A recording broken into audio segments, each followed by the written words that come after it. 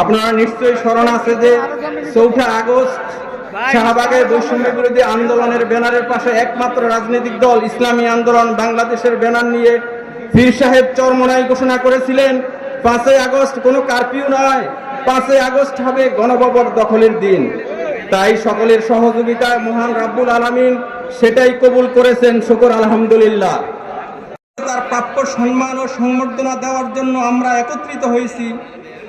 যিনি একটি ফ্যাসিবাদী বন্দোবস্তকে উচ্ছেদ করার লড়াইয়ের অগ্রণী সেনাপতি, যার মেধা ও প্রজ্ঞার সমন্বয়ে দূরদর্শী নেতৃত্বের মাধ্যমে বৈষম্য বিরোধী ছাত্র আন্দোলনের ব্যানারে বাংলার আপামর জনগণ একত্রিত হয়ে গণ অভ্যুত্থানের মাধ্যমে ফ্যাসিস্ট সরকারের পতন নিশ্চিত করেছেন।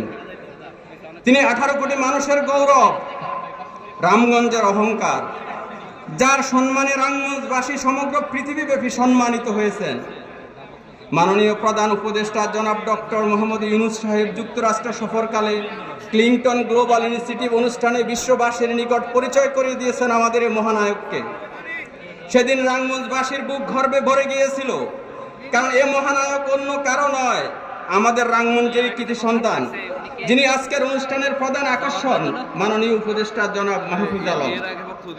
জুলাই আন্দোলনে এই মহান ব্যক্তি ব্যতিক্রমী সকল কর্মসূচি দিয়ে কি অবদান রেখেছেন, যেমন Bangla blockade, complete shutdown, march to Dhaka, তাহা শুধু বাংলার জনগণই অবদান নয়, জেনেছেন সারা বিশ্ববাসীও।